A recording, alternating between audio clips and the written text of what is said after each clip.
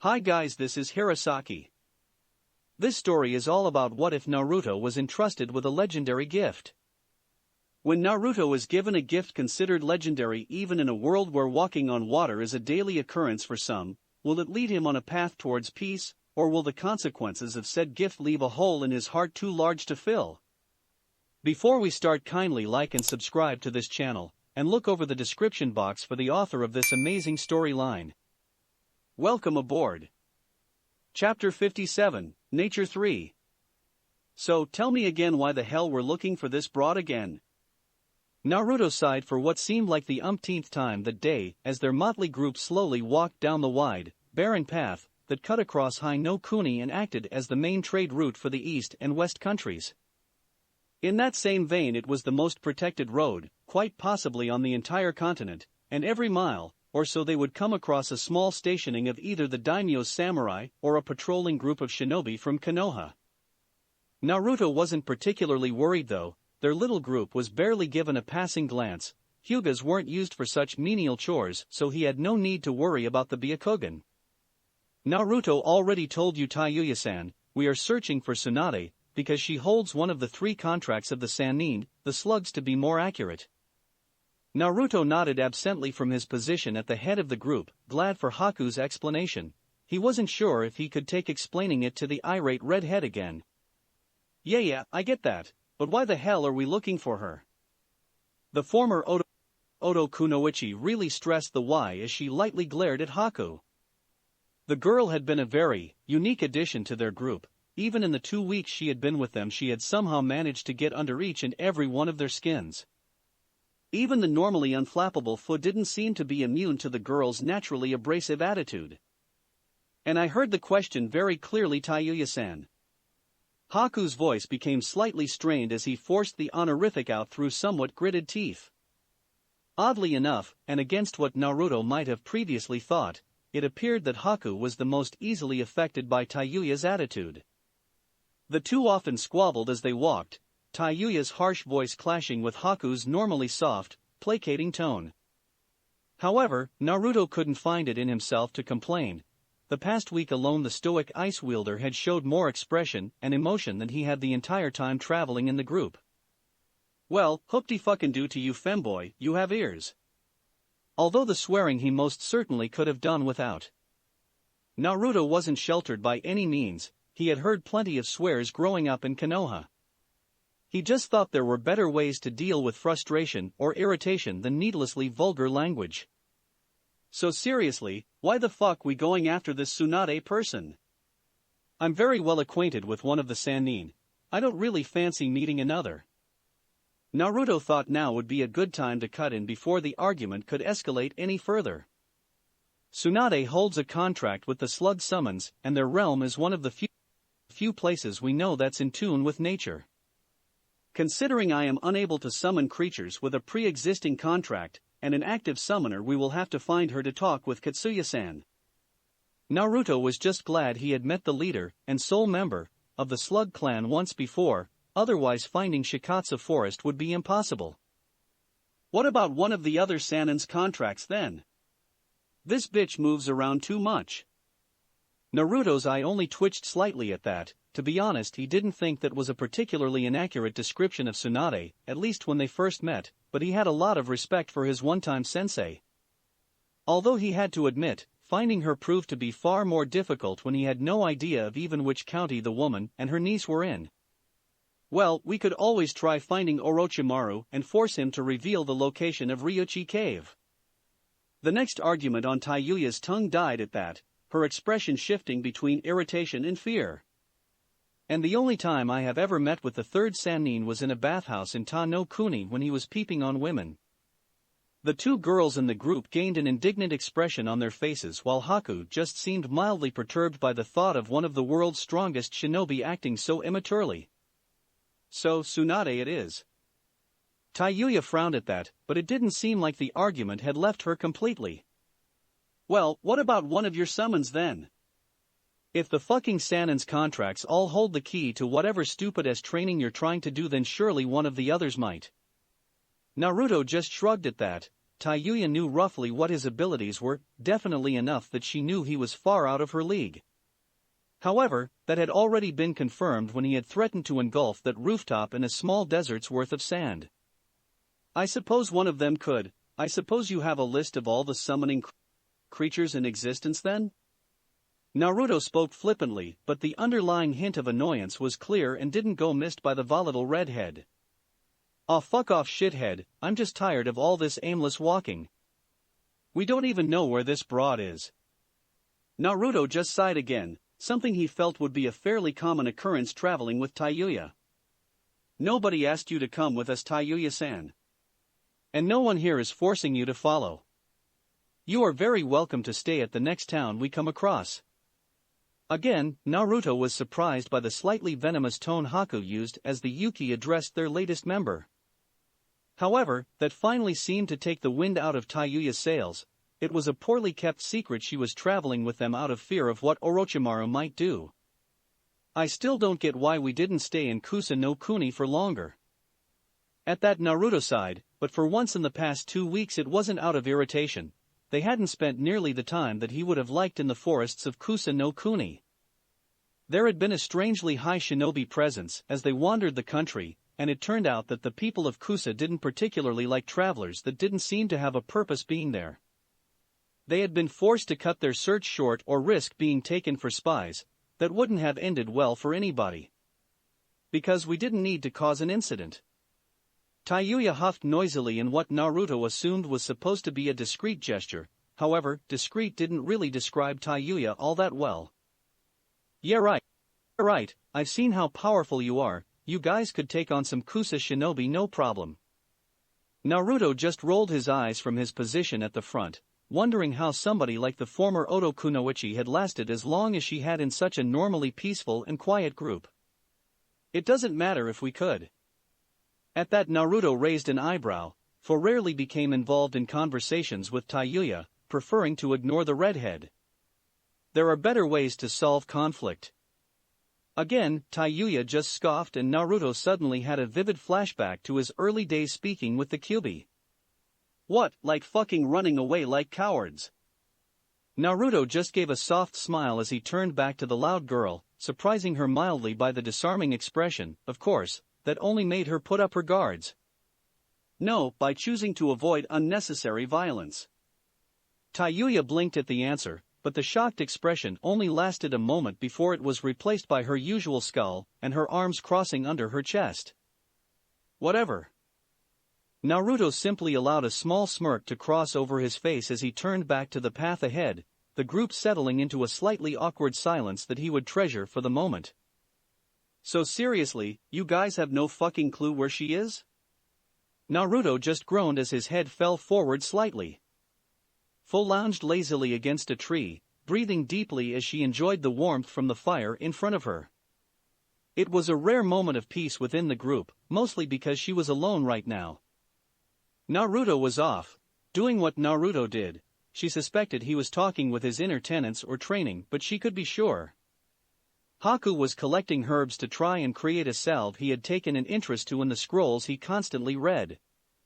Taiyuya was, well, Fu couldn't honestly bring herself to care what the abrasive redhead was doing. A slight frown etched her features as her thoughts turned towards the latest and obviously unwelcome member of their group. She offered little to the group as a whole, not that she suspected Naruto would ever think of it like that. She had always admired his ability to look beyond the past of others in an attempt to either help or understand them, but for once Fu wished he had just left it alone. To the normally in-control Jinchuriki, it was almost inexplicable how easily the redhead managed to get her aggravated. That's why she considered it better for her to simply ignore the girl. However, even that didn't seem to really work. After all, it was increasingly difficult to ignore when the girl lashed out verbally at the group.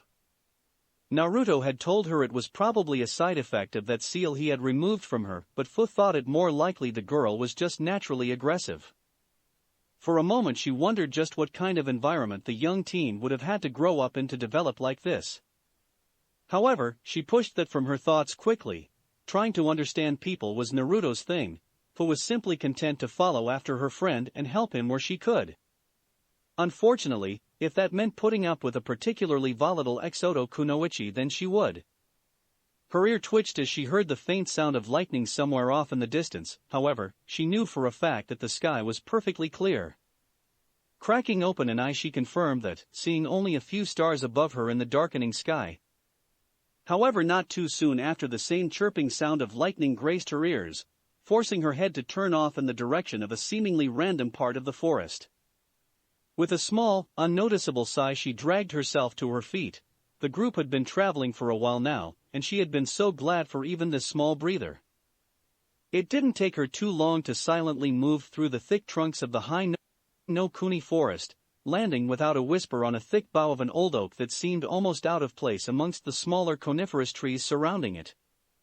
A small smile found its way onto her features as she found Naruto at the center of a clearing, wearing a calm but focused expression as the faintest hints of lightning danced around his fingers. In front of him stood an exact replica of himself. However, the clone was settled into a different stance, one that made Fu frown as she didn't recognize it. The two blondes burst into action as a single leaf from a nearby tree fell to the ground, the original lunging forward in a low stance with his two-pointed finger outstretched in an attempt to end the fight quickly. However, the clone anticipated the move thanks to their shared vision and rushed forward just as quickly, launching his body up and over the original in a tight flip. Mid-air, the clone tried to lash out with a series of vicious punches that had widened her eyes in surprise. She had never seen Naruto fight with punches before. What she thought was his main aggressive style, the Kaminari no Mai, relied on lightning-enhanced jabs to neutralize opponents. When the two blondes broke from their scuffle, she tried to analyze the stance more, noticing that when the clone landed, the air around its hands had a slight haze to it, as if the skin itself was giving off far more heat than should have been healthy. This was proved when the clone went back in for another exchange, only to be thrown violently by the original. It just managed to twist its body to avoid being dispelled against a tree, but it had to place a hand down to steady itself. When it bounced back off, there was a deep black handprint in the bark that was quietly smoldering from the controlled heat pouring off of the clone's hands. Fu had to blink from incredulity. She had never realized Naruto had such a violent and lethal taijutsu style, although it made sense that she had never seen him use it before. She tore her gaze away from the mesmerizing, almost dance-like fight as she noticed that she wasn't the only observer to the beautiful display. She dropped to the forest silently, right behind an equally enraptured Taiyuya. "He is very impressive when he trains, isn't he?" The redhead nearly jumped out of her skin when Fu's soft voice cut through the still air right next to her ear. She was whispering out of courtesy to Naruto, though. She didn't doubt he knew that they were there with his impressive sensory abilities. "Oh, what the fuck?" However, from the harsh whisper Taiyuya gave, the redhead had no idea that her hiding was ineffective. She glared at the mint-haired teen before her expression waved, and she looked back to where the two Narutos were still sparring. "How is he so fast? I can barely keep up with his movements, and he's younger than I am." Fu raised an eyebrow at that. Naruto's movements were slightly blurry from his speed, but she had no real trouble watching. Then again, she had plenty of experience sparring and fighting against fast opponents. She also had to be able to see where she was going in her tailed states. "Naruto trains very hard for his abilities." Taiyuya's eyes narrowed slightly as Fu saw them visibly strained to keep up with the maneuvers the two blondes were going through in an attempt to overwhelm the other. Fu was a little surprised that the fight had gone on this long. It would only take one good jab from the original to pop the clone. The style it was using must be very fierce. "I bet it's those eyes of his." Orochimaru was always going on about the unfairness Jujutsu gave bloodline users. Fu's eyes narrowed at the accusation. She knew exactly how hard Naruto had trained, and how much he had suffered to get to where he was. "You don't know anything." Taiyuya turned to the verdette, her features still locked in that ever-present scowl as she glared at the younger girl. "Oh really? Well then fucking enlighten me." Fu's normally impassive features twitched as she had to visibly strain not to give a glare of her own. She restrained herself though, not willing to drop to the redhead's level. She knew she was more in control than that. "You know nothing about those eyes. You don't even know how Naruto got them, do you?" Taiyuya continued to simply glare at the girl, not making a motion to respond. She couldn't imagine it would be that bad. They activated when Naruto was forced to watch the people he cared about most in the world be killed right in front of him. Taiyuya blinked at that, for a moment looking as though she regretted saying anything. However, her stubborn attitude kicked in a moment later. Well, so fucking what? Shit happens to people. You think he's the only one that has suffered? Taiyuya was a little taken aback as the calm, expressionless look on Fu's face finally dropped away as the girl openly scowled at her. No, every one of us has suffered in their own way, but you wouldn't care about that, would you? You're only here for protection because you are scared, and Naruto was the strongest person you knew that was nearby. Beyond that, you couldn't possibly care less about what kind of person he is. Taiyuya quickly got over her shock at the Jinchuriki's 180 in personality as her tone became venomous again. You don't know me, bitch. You don't understand a thing about me. Fu never backed down though, her face now firmly set in a cold, angry expression that would chill a lesser man. Oh, I understand you. You're the type to latch onto somebody you see as strong because you recognize your own weakness. You hope that by being around them you can become stronger yourself. You're a coward. At this point Taiyuya was practically shaking with rage as she took a step forward, getting right in Fu's face. Who the fuck are you calling a coward, bug girl? At that, Fu's eyes narrowed dangerously as her hands slowly tightened into fists by her side. Memories of her time in Takigakure, memories she would rather leave forgotten, welled up in her mind. The cold glares, the indifferent looks, the names and the pain that marked her childhood before Naruto saved her, she relived it all again as she stared at the red head in front of her. Do not call me that. Her tone was icy and low, the orange of her irises slowly spreading out into the rest of her eyes as the air around her began to shift and bend in a heat haze. Taiyuya gained a smirk as she stepped forward again, uncaring of the heat that was beginning to build up around the Jinchuriki. And what are you going to do about it, bug girl?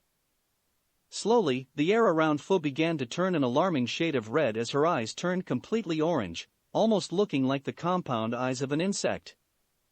Taiyuya's eyes widened though as, without warning, Fu suddenly lunged for her, the red cloak of chakra around her body instantly snapping into focus, a single spindly tail flicking out behind her. The redhead dived back to avoid being decapitated by the burning red claws that had materialized around the verdette's hands. On instinct she reached for the pouch where her flute usually rested, however her hand met nothing but air. With a grimace she remembered it had been neatly bisected in the clash with the Suna bitch, and when this group had taken her away, they couldn't have known to try and find it. Right now she was without her main weapon, and without it her genjutsu was severely weaker. She didn't even have her curse seal to fall back on anymore. I told you not to say it. Fu came at her ferociously, not letting up for a moment as she and the chakra cloak moved in tandem in an attempt to catch her. She spun to avoid a piece of shrapnel from a tree Fu had just blown through, only for her eyes to widen in shock as she barely caught a red blur flying through the air at her. All in a moment she felt the wind leave her as a bone-shattering blow caught her in the stomach, instantly sending her reeling through the air. She coughed from her position on the ground, a large dent in the tree behind her showing where she had hit. She looked up at an ominous popping sound to see Fu standing in front of her, cracking her knuckles in a manner eerily reminiscent of Tsunade, not that Taiyuya would know that. However, before the Bijou-empowered girl could launch the blow that probably would have had Taiyuya in severe pain for the next week, the ground beneath them suddenly sprung to life. Taiyuya was in no condition to resist as sand suddenly enveloped her form, simultaneously capturing her and pulling her out of the way of Fu's punch. Fu was more aware of what was happening, but only in her one-tailed form she wasn't fast enough to avoid the sand, and it quickly caught her in a similar manner. Should I ask what this was about? Both girls turned, the red chakra bleeding away from Fu and into the sand, to see Naruto looking at them both, arms crossed over his chest, and a distinctly disappointed expression on his face. Taiyuya was too in pain to particularly care, but Fu flinched under the unyielding gaze. She knew it was aimed firmly at her, and it almost physically hurt her to see Naruto looking at her that way. Taiyuya was lucid enough though that she managed to work her usual scowl onto her face. This doesn't involve you sure the dash she cringed as for a moment the sand tightened slightly, reminding her that she probably had at least a cracked rib. Naruto simply gave her a level look as the sand lowered the two back to the ground, short some of their chakra of course. If it is serious enough to cause Fu, the most emotionally stable person I know, to give into her rage enough that she actively uses her tenant's chakra, then it involves me. I don't want to have the death of a member of this group on her conscience.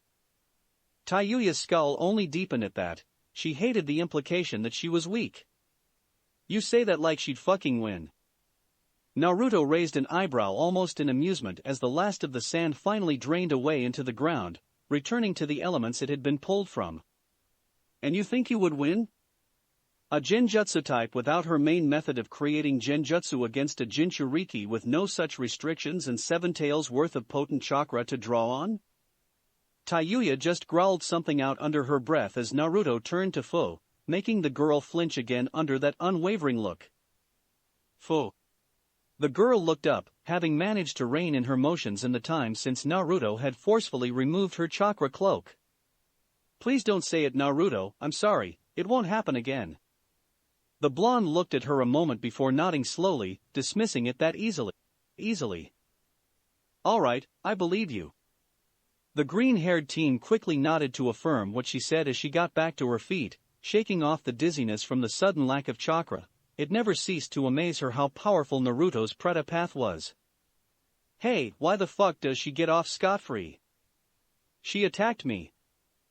Naruto turned back to Taiyuya, his expression still impassive. However, there was a hint of something else in his eyes, a slight coldness. Listen, Taiyuya, Fu is one of my oldest friends. If she says something I will believe her because that is what trust is. The things I do are and always will be for the people I care about the most, the people precious to me. It is why I fight, why I train, and my reason for growing stronger. I could include you in that list. You could grow to become one of my friends, one of the people I care about. His eyes narrowed slightly and Taiyuya she couldn't break away from that steady, mesmerizing gaze. However, I can only extend the olive branch so far before it slips from my hand. If you stay the way you are, if you continue to antagonize my friends, then I have no qualms leaving you behind. With that shocking statement, Naruto turned and walked back to the camp, the gentle jingle of his shikuju fading out of earshot as the two girls were left on their own. He's serious, you know. Taiyuya snapped out of her slight stupor as Fu began to walk away, following after Naruto towards the camp. The redhead was left there on the ground, stewing in her own thoughts as the sun continued to descend below the horizon. After a good 10 minutes she finally stood up and without a word began making her way back towards the flickering lights of the camp, her mind still a mess of thoughts that she was struggling to process. The wind whistled softly as the small group of teens made their way along a much smaller dirt path than before. They were very out of the way from most civilized areas, the nearest town being almost 3 miles away in the direction they were walking away from. Their last tip as to the whereabouts of Tsunade placed her in Cha no Kuni, southeast of Hai no Kuni. Apparently there was a large gathering there in the capital for an annual gambling tournament, one of the largest on the continent. Considering they had no other leads and Naruto didn't want to instigate Tsunade's wrath by summoning her, it was their best bet currently. Naruto raised an eyebrow as he continued to read the small green book in his hand. They hadn't been idle as they traveled. In every town large enough to have a library, they donated a few days trying to gather any information they could on nature chakra and senjutsu, mostly coming up empty. However, in the last town they had passed through, a small and cozy place straddling the border between the two nations, Naruto had come across an interesting book one of his clones had spotted. What is it? Fu was walking along next to him, having had to look up from the book that she was reading, a very dry script regarding chakra that had yet to provide any new or even useful information. There's a story in here about the Shodai Hokage. The town, aptly named Mokuzeku, he had gotten the book from had apparently at one time been a trading post that the Senju clan used often during the Warring Clans period, and weren't ashamed of abusing that fact to draw in tourists. And? Fu had a right to be skeptical. Mokuzeku was full of vendors spouting exaggerated and fantastical stories about the Senju and their paragon Hashirama Senju, everything about them had to be taken with a grain of salt. This book says that in battle the Shodai would sometimes don red markings about his face, while his eyes turned a most brilliant golden, his abilities becoming not in the realm of humanity, but in that of Kami himself. He looked up, checking the expression of his companions. Sure enough, they seemed to be thinking the new information over. So what? He sometimes liked to put on war paint. It wasn't unheard of from that time. Naruto nodded at the statement, still a little surprised that something so inoffensive had come from Tayuya. Ever since her talking to a few weeks ago, she had become very withdrawn, rarely speaking to the rest of the group and trailing behind them as they walked. When she did speak, it was in a quiet, somber tone that lacked any of the fiery edge the group had come to associate with the previously abrasive redhead. But remember what Haku found in that monastery's library, about the energy of nature changing the color of the iris? Naruto nodded again at Fu's counter-argument. With Tayuya not starting any arguments lately, the group had gone back to some semblance of normality. Okay, but I didn't know the Shodai had any summons. You'd think something like that would be common knowledge. Naruto frowned as Haku finally waded in on the conversation, bringing up a good point. It would be, but he didn't. During that time the use of summons was rare, and among the largest and most powerful clans like the Senju and the Uchiha, it was seen as a weakness to rely on the help of those outside the bloodline. At that, everybody in the group seemed surprised as they all came to the same conclusion. That means the Shodai Hokage might have had a way to manipulate nature chakra without a summoning contract. The group paused as they mulled it over. The ramifications seemed good for them. Perhaps they wouldn't have to find Tsunade after all. Well, that's great and all, but it's not like we can ask the guy how he learned, being dead and all. Naruto just nodded with a small frown before pausing. Literally, he stopped dead in the middle of the road, nearly causing Tayuya to bump into the back of him. "I watch it." Naruto ignored her, feeling as though he should be slapping himself for his own stupidity. "Of course, I can't believe I forgot." The others in the group simply stared at him incredulously, wondering what he was talking about. Their expressions changed to that of curiosity, though, when the young monk pulled a small jar off of his belt that only Fu recognized. However, the other two quickly realized its significance when Naruto placed it on the ground, pushing chakra through it and causing it to expand to almost half the height of Naruto himself. Whoa, what the hell is that thing? It seemed that even as withdrawn as Tayuya had become, she still had a few moments where her real personality shone though.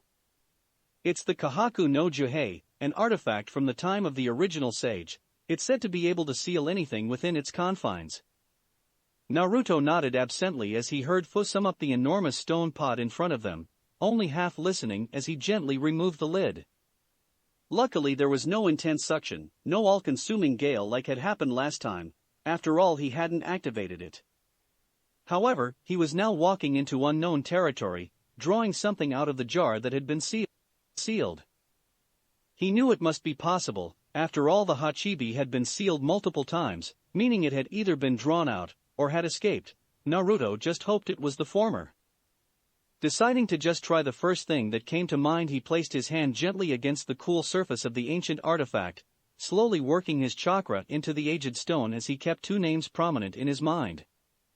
For a good few moments nothing happened, but as Naruto continued to feed his chakra into the pot, seemingly without end, the liquid inside began to stir. Taking this as a good sign, Naruto kept feeding the hungry jar, pushing enough chakra in to completely replenish the reserves of more than a few jounin. Just as Naruto was beginning to feel the drain, the pot rumbled once ominously. Then, faster than most could react, the deep maroon liquid within the artifact seemingly leapt from the pot, splitting into two as it arced through the air.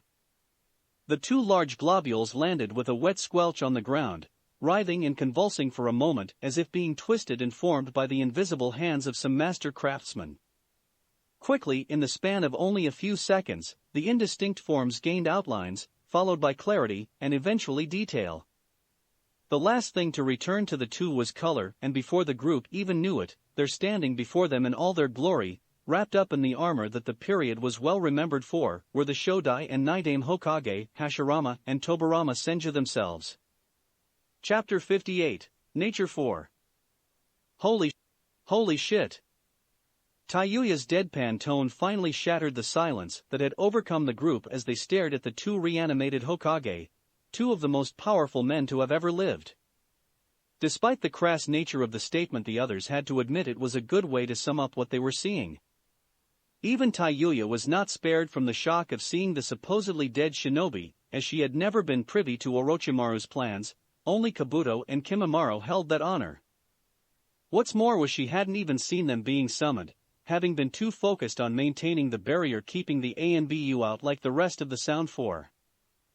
Is that really?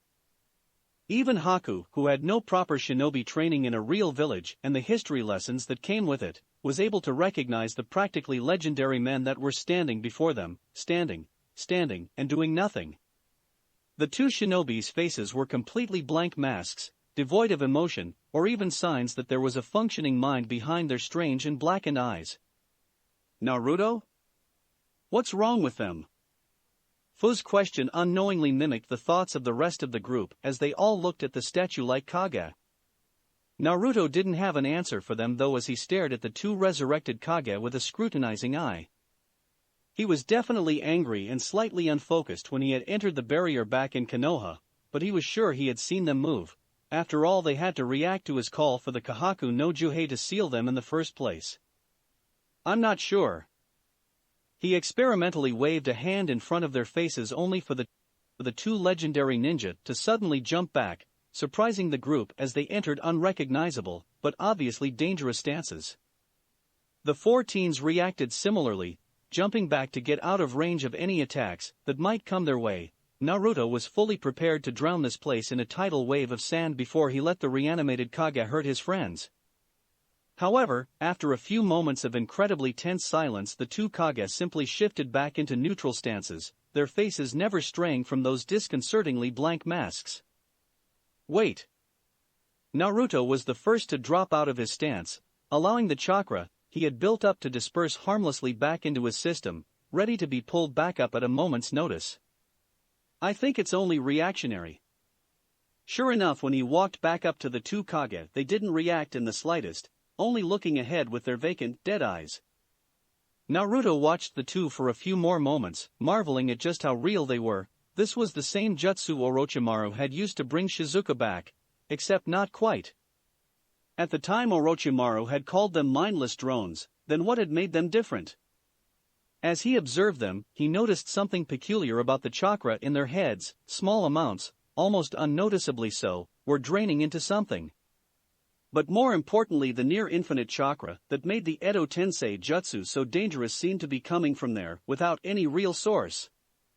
His eyes lit up slightly as he remembered Orochimaru plunging a kunai wrapped with some kind of talisman or sealing tag into the back of the reincarnated Shizuka's head.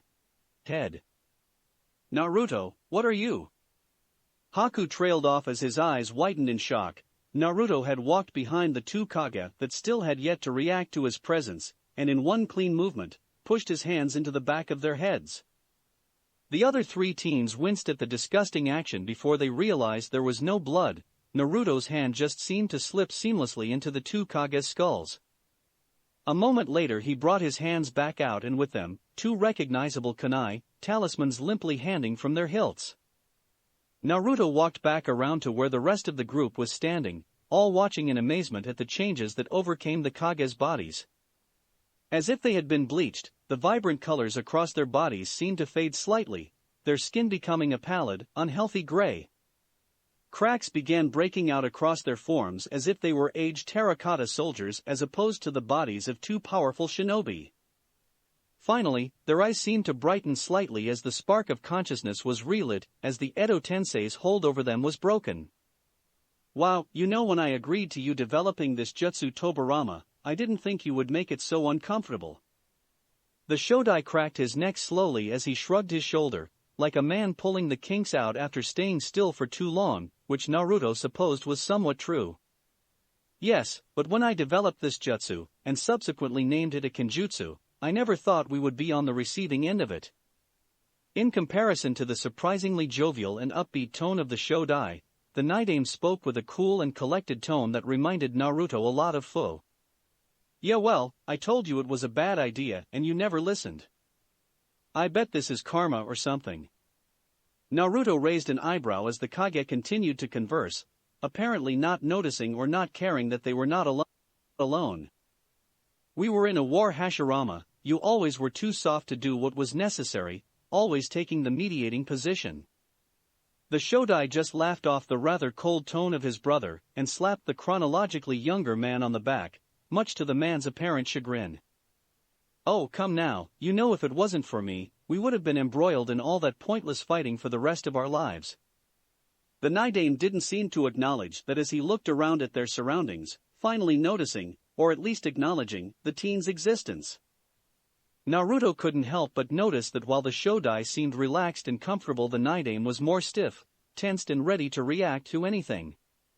He guessed that was the difference between dying during peacetimes and dying in the middle of a war. Enough, we've had this conversation many times before and we are in the company of others. It would be best if not everybody knew you were a childish simpleton in life. Naruto blinked at the rather callous description of the Shodai from his brother, although there was an underlying hint of affection in the harsh words. However, to his continued shock, Hashirama Senju pouted from his brother's words, actually pouted. Mao, you were always so much like father, Tobirama. The Shodai turned to look at the group of teens, a warm and disarming smile crossing his features. Naruto had heard and read the legends of course, but nothing quite prepared him for the sheer charisma the first ever Kage practically exuded. Hello there, young ones, it is a shame that we should meet under such extenuating circumstances, but I suppose I should be thanking you. He looked specifically at Naruto as the Nidain cut in, also looking at Naruto, but with a far more critical eye. Yes, had you not come and sealed our bodies in the Kahaku no Juhei, I fear we might have killed young Saru. He coughed, seemingly a little annoyed at his slight slip-up, Hiruzen. He stared at Naruto appraisingly for a moment before his eyes drifted to the enormous pot to the side. Truly, Konoha has changed quite a bit if we have come into the possession of one of the sage's artifacts. However, as his eye continued to roam the area and the rest of the teens, it quirked up in intrigue. However, it seems we are not in Konoha, or even Hai no Kuni anymore. Unless the lands have truly changed that much since our era. He leveled a questioning look at Naruto again, taking in everything of the young blonde. You do not bear a Konoha headband, and I specifically remember making those mandatory for wear during my time, so you are not a shinobi. You bear the robes and marking of a fire temple monk, yet you do not stand as they would, so you are not fully trained in their ways. You were what I believe is the old Hittite of the Nadeshiko tribe, but neither of the girls here bear their headband, so you have traveled extensively. You are on your pilgrimage, are you not? Yet you aided in the invasion of Konoha, meaning you bear some ties to the village. The deceased Hokage looked down a moment before coming back up and catching Naruto in the eyes. So, you are a runaway. Naruto was stunned, amazed at how quickly and thoroughly the Nidain had broken him down on appearance alone. However, it didn't appear as though he was done. You are too young to have deserted as a genin, and you lack any of the trappings of a shinobi, so it was before you were an academy student. The question is why? It only took the man a few more moments to come to an apparent conclusion as he looked up and stared into Naruto's eyes. When I was being controlled, I remember seeing your eyes, yet it was only in passing. Open them. For some reason Naruto just felt compelled to obey He-Man. Opening his eyes, he could see how this man was made Hokage. Interesting. However, for all his knowledge and shrewdness, that was all he said over the revelation of Naruto's eyes. The blonde was under no illusion the man didn't know they were the Rinnegan. Ooh, do me next. Tayuya actually looked uncharacteristically excited as the Nidain turned to look at the redhead, giving her a quick once-over before snorting. Too easy. He dismissed her with a casual flick of his wrist as he turned his attention back to Naruto, leaving the former Otokunoichi in a shocked silence. What jutsu is that? I don't recognize it. Naruto turned away from Tayuya's shocked expression to find the Shodai uncomfortably close to him, peering into the boy's eyes.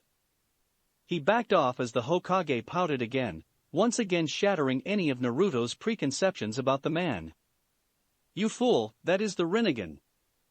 If you had actually read any of those books father gave you instead of running off to play with your Uchiha friend, you would know that. Hashirama just looked at his brother with an over-exaggeratedly hurt expression, a hand over his heart. You wound me, brother, with your cold words. Tobirama simply looked away with an irritated sigh, muttering something incoherent under his breath. The older brother got over his melodrama quickly though as he turned back to Naruto, an almost childlike look of interest across his features. Somehow Naruto had lost the ability to compare this man with his stoic visage carved into the Hokage monument in Konoha. You really have the Rinnegan? That's so cool. Naruto was speechless, honestly and completely speechless. So, what's your name? I always hoped a Senju and an Uchiha would get together and have a kid, just to see if they would awaken the Rinnegan. He stood back a bit, a rather pleased expression on his face as he thought of an obviously fond memory. Those Uchiha always thought they were so special with their secret tablet, as if the Senju didn't have their own way of remembering their ancestors. He looked back down, as if just remembering Naruto was there, and looked at him expectantly. Ah, Naruto Uzumaki Shodai-sama. The Senju paragon merely waved him off with a slightly irritated expression. Please, don't bother with the honorific, I always disliked all that dry political stuff. From the side the man's brother placed his fingers around the bridge of his nose as he looked up. And yet you managed to form an alliance between the two arguably most powerful shinobi clans on the continent to form the first hidden shinobi village. Hashirama just turned to his brother and gave him a brilliant smile, once again showing off that incredible charisma of his. I'm just that good. He turned back to the blonde just in time to miss his brother face-palming violently. The Naidame thought he had seen the last of this when his brother had died. So, Naruto-kun, you have the Rinnegan. The semi-question was left hanging in the air as the two stared at one another, an awkward silence settling over everybody. Yeah. Really, at this point Naruto was struggling to get over his shock at having his prior images of the Shodai irrevocably torn apart. At least the Naidame seemed true to the history books. That's very cool. Naruto just nodded again as the awkward silence fell again until Tobirama finally broke it, coughing into his hand. Well, as enlightening as that was, my brother, and I should really go ahead and return to where we are supposed to be. Our spirits are not supposed to be in this realm of existence. This finally snapped Naruto out of his shocked stupor as he quickly held up his hand, pausing the Naidame who had been about to launch into hand seals, most likely deactivating the Edo Tensei. It would make sense that the jutsu's creator would know how to cancel its effects, especially for somebody with the foresight of Tobirama Senju's capacity. Wait, Hokage-sama, I actually wanted to ask you something. The silver-haired Kage paused before lowering his hands slowly. Very well, speak. After all, what good is wisdom if it cannot be passed down to the next generation? Naruto smiled at that. It sounded very much like something his Shursho, or even the Sandame would say, unsurprising considering this man was the third sensei. Actually Naidame-san, I wanted to ask your brother something. It felt strange asking the brother of the, arguably, most powerful man to live since the original sage himself, permission to speak to said man. However, Tobirama simply quirked an eyebrow before nodding once stoically, allowing Naruto to turn to Hashirama, who was observing him curiously, and with just a hint of amusement. Is it true that you have mastered nature chakra? The question seemed to catch both Senju off guard as they looked at the young boy incredulously. Wow, that's not something I would have thought would enter the history books. I thought for sure only my clan and my wife knew about. It was supposed to be secret after all. He looked at Naruto for a moment, and just for the briefest of seconds Naruto saw the same scrutinizing glint that the Naidame constantly wore enter his eye. It somewhat reaffirmed his faith in the man's capacity as a Hokage. You said your name was Uzumaki, correct? Perhaps you are related to Mito in some way? Even Tobirama seemed to take interest in this. After all, he was a Senju, and despite his cold exterior, family was just as important to him as it was to his brother. I'm sorry, Shodai-san, I'm an orphan. I never knew my parents. A hint of sadness entered into Hashirama's eye at that, and Naruto was once again taken aback. It was so genuine and real, he found it hard to believe the man could so easily empathize with somebody he barely knew. "I apologize then, me and my brother know the pain of not knowing our mother, however you Uzumaki always did treasure family to the utmost. I suppose you still have the support of your clan though? Even if the relation to Mito is not direct, there are still ties, and we Senju always remember our allies." Naruto nodded slowly. That much survived in the books at least. After all, the bonds between the Senju and Uzumaki were shown on every Konoha flak jacket that proudly bore the Uzumaki spiral. No, the Uzumaki clan was wiped out some time ago. Uzushio was destroyed in the Second Shinobi War. Hashirama blinked at that before his face took a downwards turn, looking to the ground as he genuinely mourned the passing of the Senju's greatest ally and friends, even during the warring period. Even Tobirama had a slightly mournful look pass over his features for a brief moment. However, it passed, and he looked up again. "Second Shinobi War, you say? I had hoped that the elemental nations would see the folly of such large-scale conflict after the first one ended." Hashirama, on the other hand, just seemed completely confused. He had passed away before even the first war had broken out after all. There was war? I had hoped the bijou acting as deterrent would prevent such a thing. That was another thing Naruto took issue with after getting to know said bijou. However, he had no chance to speak as Tobirama turned to his brother. "Not just war, a conflict between every great nation, worse than the warring clans period." Hashirama seemed very disturbed by that. His whole life had been worked into the pursuit of peace, and to know that it had been dashed after his death was saddening. "This was the fault of your foolishness, brother. Instead of a deterrent, you simply gave the other nations a weapon to use against us. Instead of handing out such power, you should have held it, used it to unify the land. That would have seen us the peace you convinced me was real when we were young." Apparently Hashirama didn't have a counter for that as he stared at the ground forlornly before finally looking back up at Naruto. "You say there were two such wars after my passing?" Naruto just shook his head slowly, unsure of what to say though.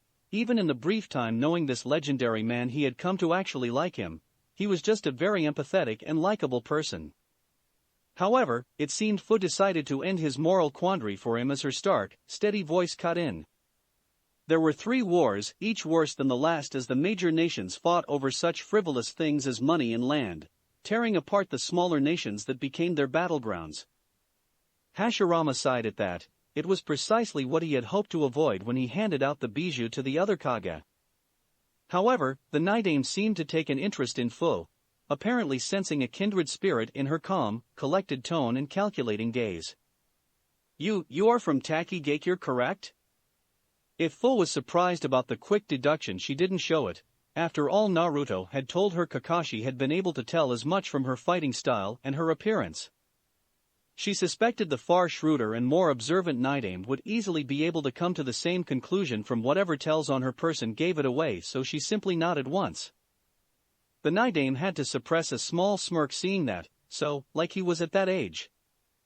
"Why are you traveling with a Konoha defect, a Yuki who is a long way from home, and a Tsuchi no Kuni native who you clearly hold ill will towards?" Again, Fu made no signs of being surprised even when Haku and Tayuya let out little gasps of shock. Naruto just seemed a little indignant he was now the Konoha defect. "Because they are my friends." Another smirk pulled at the edges of the Naidame's mouth, obviously satisfied with the answer. "Then it is good to see that the will of fire burns even so far from the tree itself." He turned back to Naruto, ignoring his brother, who seemed to be deep in thought about all the revelations he had received. "You said you wanted to know about my brother's abilities with nature chakra, the art of senjutsu, correct?" Naruto quickly nodded, wondering how they had gotten so off topic from this. "What exactly is it you wish to know?" It felt strange talking about the man when he was only a few feet away, but when the two were together it seemed Tobirama was the dominant brother, the older, but less mature Senju taking a back seat. It was a wonder Hashirama had become Hokage instead of Tobirama. Then again, at the time only Madara Uchiha could actually hope to match his power. Where did he learn to harness nature chakra? Without a summoning contract I am unable to ask one of the animal clans known for it, and I do not know which summons would know enough to summon them anyway. It is why I am currently looking for Tsunade of the Sannin as she holds the slug contract. At the mention of her name, Hashirama finally seemed to break from his stupor, looking up at Naruto with a sparkle of excitement in his eye. Little Tsunade-chan? Naruto blinked as he remembered these were Tsunade's great-grandfather and granduncle he was talking to. Although he had to suppress a small smirk at her being called that way, the blonde Sannin certainly wouldn't have appreciated it. Yes, although she isn't so little anymore. Hashirama just nodded absently with a lilting smile on his face, good memories filling his head and replacing his previously dour thoughts. I had always wondered how she might turn out. I always did spoil her too much, even taught her how to gamble myself. He seemed oddly proud of that fact while the three teens' sweat dropped. I bet she inherited my legendary good luck, it always ran in our family after all. Naruto just nodded with a small look of incredulity. It would appear the senju luck had dried out before it could make it to Tsunade, but he didn't comment on that. Luckily, he was saved as Tobirama coughed into his hand, snapping his brother out of his pleasant memories. "Oh right, you wanted to know about where I mastered senjutsu, right?" Naruto just nodded, a little thankful that the tangents seemed to be over for now. It was a small glade deep in the forests of Hai no Kuni. It had been sacred and special to the Senju clan for hundreds of years before even my time. The place was practically saturated with nature chakra. It was perfect for the training in senjutsu. Naruto smiled at that. The place did seem absolutely perfect, especially, wait. Did you say was? Hashirama just nodded sadly while to the side his brother frowned. In fact, it was actually more of a scowl. The glade no longer exists. It was burned down during a raid on the nearby Senju hideout. At that, Tobirama's scowl deepened. A raid from the Uchiha clan. Hashirama for once seemed uncharacteristically angry with his brother, turning to the younger Senju with a small look of irritation. "We don't have time for your irrational dislike of the Uchiha, Tobirama. We forgave them when Konoha was formed. Why could you not leave it in the past and move forward like I could?"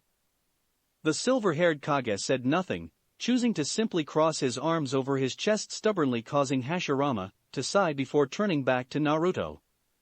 "Like I said, young one, the place where I trained no longer exists, and I'm sure the rest of the Hai no Kuni forests are far too saturated in my own Mokuton chakra to be of any use. However, I can offer you some advice."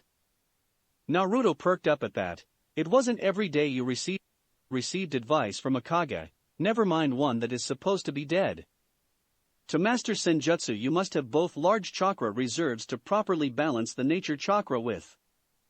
At that, Tobirama gently knelt down, touching the ground with two outstretched fingers before looking back up at the group. "That should be no trouble for you three, two of you are Jinchuriki after all." He looked specifically at Naruto, Fo and Taiyuya, and for once the mint-haired teen let some shock show on her face. The sensory abilities of the Nidaime were really as strong as the history book said. Hashirama just waved his brother off. The advice wasn't concerning that. "In any case, you must learn to be perfectly still when you allow nature chakra into your body. The way I did this was thanks to a cave in the grove I trained in. There were many stalagmites that I used to balance a small square stone to sit on. This was how I learned to be still." Tobirama smirked at that. He had many memories of watching his older brother fall off of those very same stalagmites. However, the smirk dropped when he noticed parts of his body beginning to turn an ashen gray, flecking away from him like paper being torn from a sheet. "Brother, it seems like the chakra sustaining these bodies is finally beginning to run out. We don't have much time." Hashirama just smiled as parts of his hands also began to flake away. "That is fine. I have seen for myself the will of fire runs strong in both these children, and in the will of your successor. Konoha will survive, and hopefully the world will find its peace." Naruto was surprised. The thought of what to do with the two Kage once he had gotten the information hadn't crossed his mind. "I thought the Edo Tensei provided you with infinite chakra?" That was what Orochimaru had said, immortal soldiers with infinite chakra. Tobirama just smirked as more of his body began to float away like so much ash from a dying fire. "The connection with the summoner was cut the moment you removed the seals. The supply of chakra stopped then." The silver-haired Kage turned to Fu as the entirety of his left arm crumbled away, his entire body having taken on an ashen, pale hue. You, Taki girl, I feel you will be strong in the future, continue to grow stronger for the right reasons and carry on my will. Fu seemed a little surprised at being addressed by the famous man, but didn't even have time to nod before the rest of his body vanished in a swirl of ash and dust, that confident smirk never once leaving his face. Hashirama passed a few moments later after giving the assembled teens a warm smile, his last words floating in the breeze. Tell Tsunade-chan that I love her. And with that, two of the most powerful men to have ever lived were gone once again, their souls returning to the pure world once again. Well shit. Once again Naruto thought that Taiyuya's crass statements summed up the whole situation rather nicely. Naruto sighed contentedly as the gentle sounds of his own footsteps echoed quietly through the hallways of his seal. This place had been a horrible mess after the Gobi had been sealed into him against his will, but it had mostly cleared up since then. His recovery with Fu's help had worked towards that effort. In the past few weeks of traveling, he had plenty of opportunities to visit his tenants, something Shikako had appreciated greatly. However, today he walked into the enormous room that contained his tenants only to come across one large barred door. He had discovered that he could talk with each of his tenants separately should he so choose a few weeks ago, not that he had ever really felt the need to. He supposed it would be nice to talk with Matatabi, the most helpful of the Bijou, without the Kyubi glaring at them from across the room. It often made her less cooperative with that unspoken threat hanging over them. Then again, that would only work to undo all the effort Naruto had put into slowly gaining the great fox's tenuous trust, what little of it he could anyway. So you have singled me out, should I feel honored, O great sage? Naruto sighed with a small, humored smirk passing over his lips as he took his usual seat at the center of the enormous room. The Kyubi shifted from within the shadows of his cell, getting up and slinking closer to the bars before lying back down, had rested comfortably on his paws as he left one giant eye open to gaze steadily at the blonde. In the absence of any real malice, the Kyubi had taken to passive-aggressively shooting Naruto with snide or sarcastic barbs, managing to make them sound malicious anyway with his deep, rumbling voice. I simply wanted to talk with you. The Kyubi made no outward motion that he cared in the least, even if he was glad that he didn't have the clamorous voices of his fellow Bijou making his ears twitch in annoyance. Then talk Ningen and be gone. Naruto just nodded. It was nice having the Kyubi at least tolerate his presence. A year ago, and he wouldn't have even had that much. I wanted to know about the sage. At that the Kyubi's long, almost rabbit-like ear twitched ever so slightly, not that Naruto's eyes missed a thing.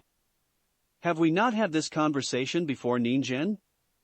I have told you of the sage before, now be gone, and take your pointless questions with you. Naruto shook his head slowly. The Kyubi had told him of the sage's life in passing relation to his own, but that wasn't what Naruto wanted to know. No, I wish to know about the sage himself. What he was like, who he really was. The Kyubi was silent for a few moments as his large red eye calmly stared into Naruto's ringed ones, the eyes that reminded him so much of his father that he couldn't help but be reminded of the man every time he looked at this mere child of a human. What brought this, Ningen? Wish to make more comparisons between yourself and the man to inflate your pathetic ego? Naruto just shook his head again, a soft smile on his face. It always irritated the fox how easily Naruto was able to ignore his insults. No, meeting with the Nidaime and Shodai Hokage showed me that time twists the lives of legendary figures. If stories of the personality of the Shodai were changed so much even in a century, I can only image how much was lost in the millennia since the sage's time. He had always imagined the sage as some impossibly wise, strong man who was unwavering in his resolve. However, his eyes had been opened by Hashirama. He had made it painfully obvious that even the legendary figures of the past were simply human, with their own weaknesses and oddities. The sage was strong. Naruto just looked at the Kyubi expectantly as the fox stared back at him, just as unwavering. However, the Bijou finally broke the gaze as he huffed, sending a wall of warm air to rush over the smaller blonde. I do not understand your question. The sage was the sage, he was who he was. Naruto just raised a brow at the circular logic. He couldn't tell if the Kyuubi was avoiding the question or genuinely didn't comprehend it. What was his name? The Kyuubi snorted again, louder this time as he fully turned to Naruto, his large red eyes boring into the young monk. If I will not tell you my own name, why would I tell you his? Naruto just shrugged with that same serene smile on his face. He was too used to the fox to be intimidated by such a glare. Then why not tell me your name? The Kyuubi's eyes narrowed slightly. Your attempts at humor are pointless. Naruto just shrugged again, irritating the large fox to no end. What is your real purpose in coming here, Ningen? Naruto met the Biju's steady gaze with an unwavering one of his own. It's like I said, I want to know more about the sage. I should understand the man whose eyes I possess. He had sons, did he not? That meant he had family, a wife. Naruto blinked, remembering some of what he had heard from that time period, wives. The Kyuubi snorted at that, however this time in amusement, even if it was only slight. The sage was far too humble to have more than one wife. That woman he was with was too fierce to allow another anyway. The words left the great fox's mouth before he even realized what he was saying, however he quickly caught himself, glaring down at the blonde. Naruto just smiled warmly. It always made him feel good when he tricked the fox into revealing something. Was that so hard? The Kyuubi merely continued to glare at the boy, a low growl emanating from his throat. What will it take for you to leave me in peace, Ningen? Naruto would have blinked in surprise if that wouldn't be showing weakness before the Kyuubi. Instead, he looked up and thought, considering the offer. Just the name, that's all. The fox's eyes narrowed dangerously again, however after a tense few moments, he let out a long and clearly irritated sigh, resting his head back down on his paws. Otsutsuki Hagoromo, that was the name of the sage. That was the name of my father and the one Ningen I could respect. The fox stood back up, rearing up to his full height as he peered down at the blonde. Naruto could have sworn the Kyuubi kept getting bigger every time he came into the seal. Now leave. Naruto was tempted to press his luck a little further, but, in the end, he decided against it, slowly fading from sight as he returned to consciousness. The Kyuubi simply stared at the spot the blonde had been in for a few more moments before slinking off back into the darkness, wondering what questions Naruto would bring with him next time. Chapter 59, Nature v. Are you sure about this? The campfire crackled lightly as the 4 teens sat around it in a loose circle, Haku looking across at Naruto expectantly. No, not really, but we don't have any better leads right now. It's this or trekking through Tsuchi no Kuni. Naruto's response was calm, as it often was. He was currently leaning quite peacefully against the thick trunk of a tree. It had been a while since the group had actually stayed for long in any kind of civilized area, and they were all beginning to miss the feel of smooth cotton beneath their backs at night. That would not be a good idea, considering our last trip there. Naruto just nodded at full while the other two looked at them confusedly. They still didn't know all the details of Naruto's travels. Why, what's the deal with Tsuchi no Kuni? Being from that nation herself, at least when she was very young, Tayuya was slightly curious to the two Jinchuriki's apparent aversion to the land. Naruto just chuckled, waving absently as he warmed his hands over the fire. He could do the same with fire-natured chakra, but this was less wasteful. Let's just say that Iwagakure still holds a little bit of a grudge towards the Yondaime Hokage, and that tends to include anyone with blonde spiky hair. He pointed at his own head of golden locks to emphasize the point. Tayuya just nodded knowingly. Even when she was young, the Yondaime's name was only said in hushed, hateful whispers. Like people were afraid he'd show up if his name was said. Actually, you do look a bit like the bastard. It was true, despite Naruto's much longer hair, and the fact the color was just a bit lighter. Give him a haircut and some contacts and he would bet he's spitting image of the man. So, I've been told. The young monk remembered his sensei's warnings about going to Tsuchi no Kuni when he first left the temple. But then again, you could say the same thing about a few Yamanakas. I even saw a few people who looked like him in Kumo. Tayuya just shrugged. It made no difference to her who Naruto looked like. he was powerful, and that was what mattered. So Myobo-cousin? You really think it's in Kaminari no Kuni? Haku's soft voice cut into the conversation, bringing them back on topic. He was the only one not warming himself by the fire, feeling very content with the refreshingly chill night air of Shimo no Kuni. After all, Zabuza had really pushed his Kekkei Jinkai training when he was young, often submerging him in snow so he could get a feel for his element. The young Yuki was just glad he hadn't made him strip down to do it. He might have developed some kind of strange mental condition to strip in inappropriate places. Naruto just hummed at the question before finally shrugging carelessly. I don't know, but it's one of the few places on the continent with imposing mountains unless we want to make the trek into the wastelands to the west. Much of what was beyond the great deserts of Kaze no Kuni and the badlands of Tsuchi no Kuni was considered wilderness, uncharted territory that was unmapped and completely lawless. Even the stoic samurai of Tetsu no Kuni hadn't tried to expand their borders into the hostile lands that didn't even know of the shinobi system. It had been that way for as long as recorded history. Occasionally an intrepid explorer would brave the wastes, none would ever return. I don't think summoning realms are even in this plane, or if they are then they would be very well hidden. Fu, always the voice of logic and reason, decided to weigh in on the conversation. But if it is the case, why not simply ask one of your summons? Such as that young salamander you once summoned. In fact, if Fu remembered correctly, which she did, it was in this very same country, the added heat from the fiery lizard would also be very much welcomed. I summoned Kahanu and a few others, but they all told me the same thing. Without having a contract with them they cannot tell me where their realm is, or even if it is somewhere reachable to humans. Tayuya just snorted at that, pointing out the obvious as she so often did. Why not make a summoning contract with them? That would solve your problem, right? Naruto just sighed, leaning back against the tree again as he tilted his head up. It turns out I can't.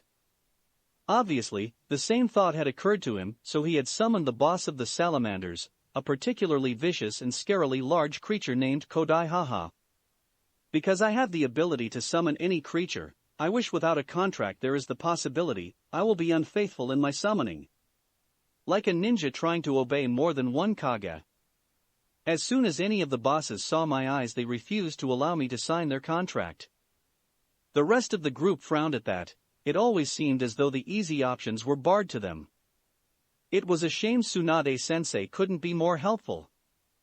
Naruto could only nod with Fu again. That had been a large blow to them. It had been a few months since their talk with the Shodai and Naidame Hokage, and since then they had managed to find Tsunade, asking for her help. However, even with her vouching for them they had received an all too familiar response from the kind and peaceful Katsuya. Without a contract they could not reveal the location of Shikatsu Forest. The obvious answer had likewise been for one of them to sign the contract, however, this time it was Tsunade who stood in their way. The female Sannin had been adamant that the one she would finally allow to sign the contract would be her one, true apprentice. Unfortunately, while skilled, Shizune was not nearly of the caliber Tsunade was, or even was at her age. Fu was eligible, after all, even with her inner tenant her abilities with medical ninjutsu were admirable, prodigal even considering her circumstances. However, the commitment would tear her away from Naruto as being Tsunade's apprentice was a full-time affair. Once again, they were left in a deadlock. Anyway, even if one of them were to sign the slug contract only they would get the privilege of entering Shikatsu Forest. It seemed that the answer to their senjutsu problem did not lie with summoning animals themselves. The only thing they had left was to try and discover their realms themselves. Then of course would come the question of how the summons might react to the intrusion into their homes, but Naruto would cross that particular bridge when he came to it, as he always did. We can't blame her, she has her own obligations to fulfill as a summoner. She was still kind enough to at least vouch for us. Fu said nothing as she turned her gaze back to the fire. She had a feeling that if they did go looking for Myobo-cousin or any of the other summoning realms it would be a long and arduous journey for them all. She was simply thankful that they were under no kind of time restraints or pressure. She had her entire life to aid Naruto's dream where she could. What if it all just turns out to be another false lead like the last time? The group fell silent under Haku's cold observation, the ice wielder looking around at all of their faces as their thoughts turned inwards. Finally, Naruto let out a long sigh before a warm, comforting smile crept across his face, lit by the gently swaying flames of the campfire. In that case, we move on to the next one. He chuckled a little as he looked into the flickering flames, the fire lighting up his rippled eyes in an intricate and entrancing display of light. You know, in this situation even a year ago I might have quoted my master, saying something like life's a journey, not a destination. However, I think I'm tired of parroting my teacher's sayings. He looked back up, capturing each of his companions' eyes one by one. Even Tayuya found herself quietened by those deep, vexing eyes. It may take a lifetime to reach my goal, for all I know I will fail and have to leave it to somebody else following in my footsteps, but I'm thankful to have you guys along with me. You make the lonely and long path I walk worth traveling, so thank you. There was a moment of silence as his words settled over the group before naturally Tayuya was the first to break it. Quite getting all mushy, shithead, it doesn't suit someone like you. However, she had to turn away slightly, silently thankful for the dim light hiding the majority of the small hint of red creeping across the bridge of her nose. Naruto just chuckled quietly to himself as a calm quiet settled over the group. He really meant his words. However, for just the briefest of moments he allowed the barest of frowns to etch his features. Haku's words held merit. The last supposed lead they had ended in a disturbing manner. Naruto didn't even bother to hide his eyes as he gazed out at the horrific sight before them, his expression hardened against the atrocities. Gray ash floated in the air, settling on the ground in a light blanket like some sick perversion of snow. The remains of houses, possibly homes, lay broken and ruined on the ground, the wood smoldering quietly, still warm to the touch while the stone lay scattered and broken. Occasionally they would spot a twisted hand sticking up out of the wreckage in desolation, some of them not even large enough to have been teens. A week ago they had stumbled upon what they thought might be a possible lead, a supposed minor village hidden in the heart of Kuma no Kuni that apparently practiced with a dangerous and mysterious form of chakra.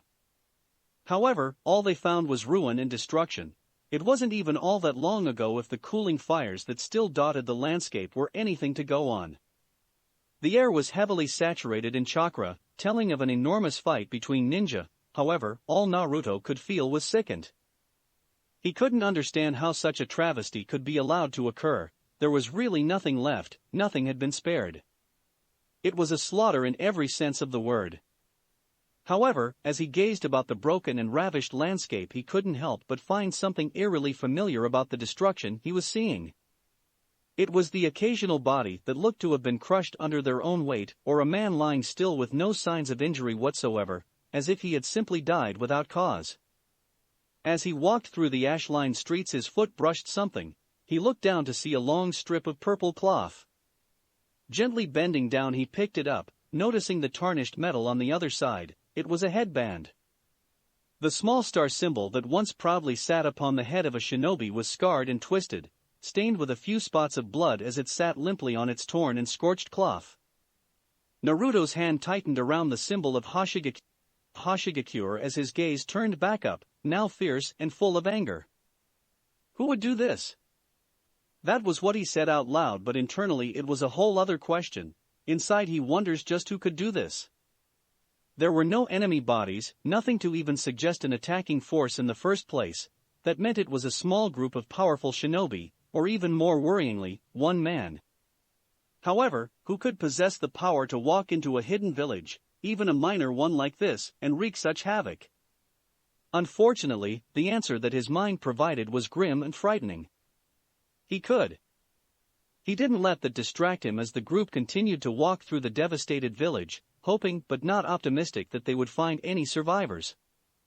Finally, they came across what seemed to be the heart of the village, an enormous crater that seemed much older than the surrounding damage, older than the village itself. At the very center was a ruined building, in just the same state of destruction as the rest of the village. However, Naruto's eyes widened as he felt something different. He was down there in an instant, using chakra to steady his footsteps on the uneven and steep terrain as he descended the crater wall. A few moments later, and he was heaving up an enormous wooden beam, revealing the pale, but still breathing form of a young girl. She couldn't have been that much older than they were.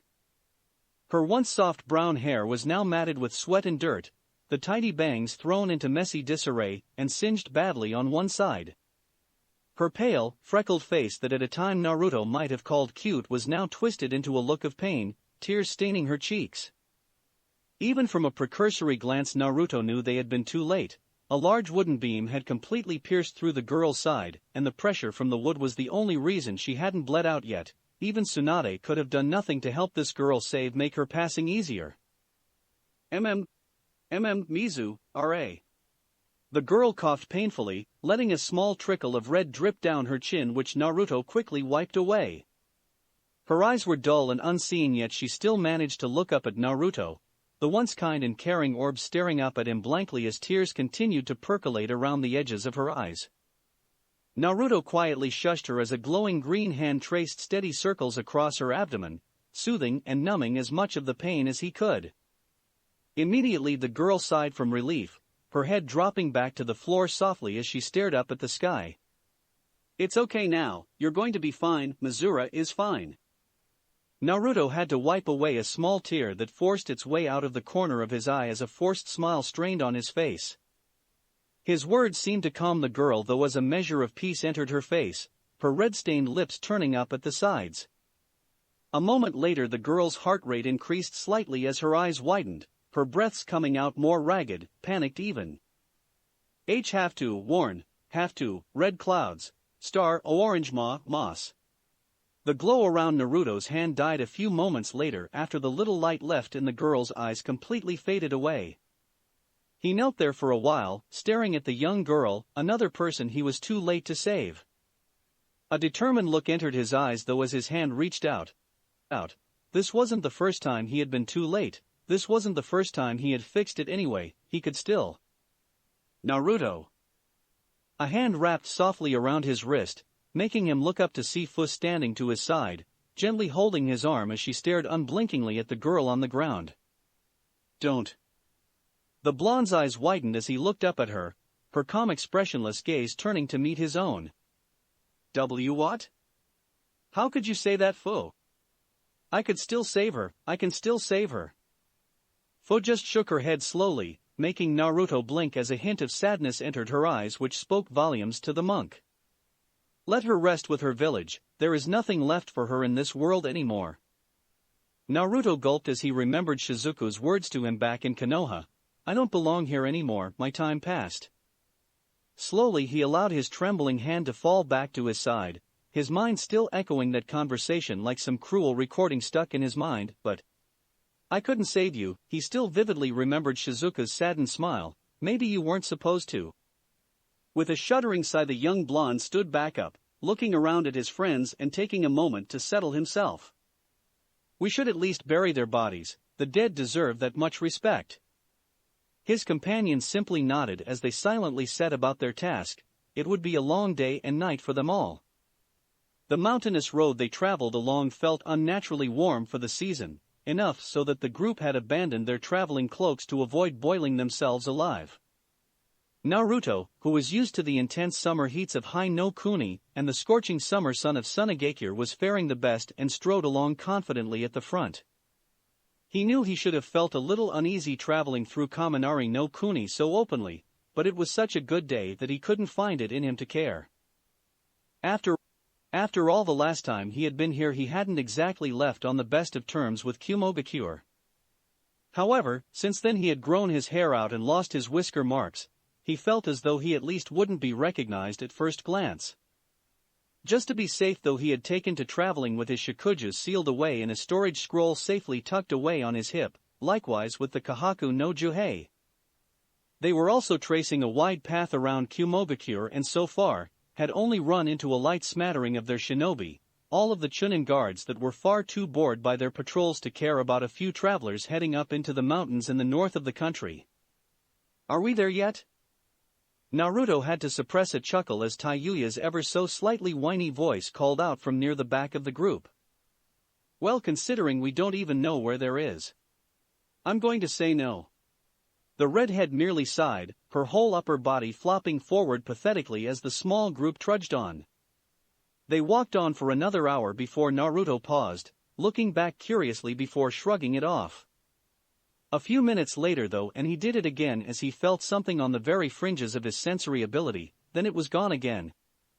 Now more wary, the group continued on again, however they didn't make it more than 10 steps before Naruto was forced to whirl around, unsealing his Shikuju in one smooth motion just in time to block the strike of a short, pointed sword practically humming with lightning chakra.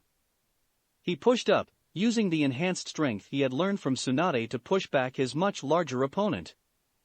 However, when the man jumped back, Naruto had to pause for a moment as he blinked in surprise. Kirabi? Sure enough, there stood the Hachibi Jinchuriki, one of his many swords in hand and a cool confident smirk on his face. Well, I must say, Nino, that was mighty impressive how you blocked my blow, you fool. Despite the friendly face, Naruto didn't drop his guard even as Kirabi replaced his sword in its sheath on his back. He knew the man was plenty powerful even without it. However, no sooner had the man sheathed his blade, he was forced to duck as a green blur passed over his head in a deadly kick. On instinct, the bulky Jinchuriki caught the offending leg and promptly, and ungracefully, threw full across the path towards Naruto, where she landed silently on her feet, her face a mask of cool professionalism. "Oh man, if it ain't Little Miss Seven, or that's the way I see it, I bet with the Nanabi you really know how to flit, you fool." Even Fu had to blink at the eccentric man's odd style of talking, especially considering he had broken out into some kind of odd dance involving throwing his hands about. Seeing how easily he had countered Fu, Taiyuya and Haku wisely stopped themselves attacking him, instead making their way over to stand next to Naruto. The blonde just watched Kirabi for a few moments longer, eyebrow raised curiously at the lack of hostile intent from the man. "So, you were the one I kept noticing. How did you get by sensory ability?" Kirabi just crossed his meaty arms over his chest, a satisfied smirk overcoming his features. "Yo say ho. Never underestimate the might of the one and only Kirabi. Float like a butterfly, sting like a killer, because I'm the mightiest of the Jinchuriki, fool ya fool." He punctuated his rhyme by bobbing his head along to some invisible beat, thoroughly confusing those that hadn't met him before. "What's up with this guy? He touched in the head or something?" Kirabi just pouted at Taiyuya with a hurt expression, looking comical on the fearsomely large man. Yo, don't diss what you don't know. You starting to sound like my big bro, you fool." A tick mark appeared over Taiyuya's eye as her hands tightened into fists, glaring angrily at the dark-skinned Jinchuriki. "Who the hell are you calling a fool, you damn shithead?" Kirabi just smirked at the seething redhead before turning to Naruto, pissing Taiyuya off even more at being ignored. "Man Nino, where you pick up this firecracker? Since you've been gone you certainly ain't been no slacker, you fool." Naruto just sighed in slight exasperation at the man, not relaxing at all. He figured if Kirabi meant them harm he would have attacked by now, but it was very difficult to tell with the flighty and unpredictable Kumo Jinchuriki. "It's good to see you too, Kirabi." The man pouted again, crossing his hands over his chest before splaying them out as he signed to another silent beat. "Yo, that's Kirabi-sama to you, and you should know it, cause when the Hachibi starts he don't just blow shit, you fool." Naruto just absently waved the man off. They had been through this before the last time he was in Kumogakure. The other Jinchuriki just seemed to shake off the apparent disrespect though, standing in an easy, unguarded stance.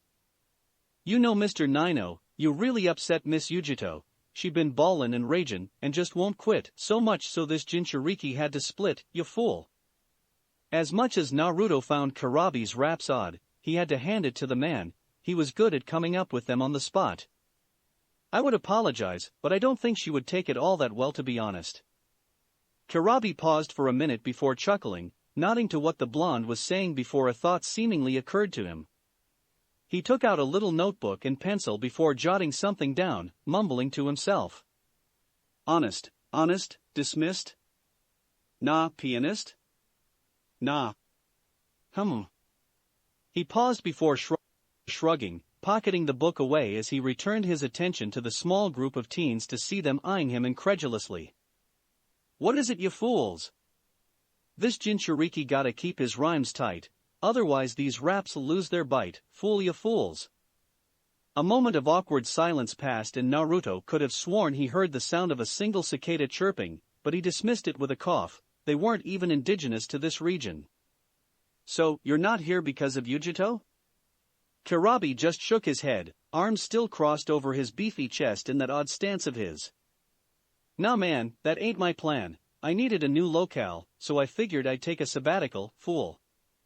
Lately my rhyme's been real lacking and I've been feeling blue, so I'm going to learn from the best Enka artist that's still cracking, Master Sabu. Once again Karabi made his various strange signs with his hands that, if Naruto hadn't known him before, he might have mistaken for some strange variation for hand seals, and bobbed his head along to the beat in his mind. It only elicited another sigh from the blonde as he placed a hand against his forehead to ward off the coming headache. Honestly, how did the rakage deal with this constantly? So, you aren't here because of me taking the nibby? Karabi quickly shook his head again, patting the kanji for iron that was sealed onto his shoulder, obviously the equivalent of Naruto's 8 trigram seal on his stomach. Nah man, ol Hachibi-sama already talked with the fiery cat, and she says that her new Jinchuriki is all that. You ain't no fool so me and you are cool, you fool. Contradictory statements aside, Naruto was quite relieved at that. Facing against Karabi was inadvisable. The man was quite obviously powerful. Not to mention the fact he was in full control of his Bijuu's chakra, and the two worked together in sync. It wouldn't be the first time Naruto faced against a full Bijuu transformation, but there was a difference between the 3 tails and the 8 tails, 5 tails worth of a difference. Well, in that case it really is good to see you again, Karabi. How have you been? The broad man just grinned and put his hand forward, fist out as he held it there in a gesture Naruto recognized. I've been real good, Mr. 9, things in Kumo been real fine. He chuckled for a moment as Naruto bumped fists with the older Jinchuriki. He offered the same gesture towards Fu, but the girl just stared at him until he put the fist back down, a small sweat drop on the side of his face. Man, that's real cold, Miss 7. Why you gotta take away this Jinchuriki slice of heaven, you fool? Fu just continued to stare at the large man until he finally looked away, chuckling slightly nervously. He could still feel her eyes boring holes in the side of his skull. He recovered well though. But oh man, Mr. 9, you'd best believe my bro was mad. The fact I was out of the village at the time makes me hella glad. For briefest moment Karabi shuddered, memories of a certain iron claw technique flashing through his mind. Then he looked up and thought, pausing for a moment as if he was having a conversation in his mind before breaking out in a large grin. Oh, but this is even more tight, and that ain't no slight. Hachibi-sama says you lookin' for the home of the toads. In that case, Mr. 9, your posse gotta walk a whole load of roads. Naruto quirked an eyebrow as he tried to sort through what Karabi, trying to find the meaning in the rhyme. So, you're saying it isn't in Kaminari no Kuni? Karabi nodded in that odd half-sagely, half-rapping manner of his. Didn't I say that? So don't be a brat, you fool. Naruto just sighed. It was a shame they couldn't find what they were looking for here, although he supposed it saved them a lot of looking. If anybody would know if there was a summoning realm in their country, it was Kumogakure. They were almost religious with their mapping of the nation. Their structured and rigid lifestyles didn't only extend to the military after all. Oh man, don't be so down, it ain't right to see that frown. If the chakra of nature's what you be seekin', maybe it's the wrong direction you peek in, Naruto blinked again as he quickly sorted through the rap, widening his eyes at the revelation. Do you mean you know where we can find a place to train in senjutsu? Karabi grinned as he crossed his arms over his chest again, bobbing his head slowly. Naruto had a feeling that in the dark-skinned man's head he was basking in the cheers of a large, very much imaginary crowd.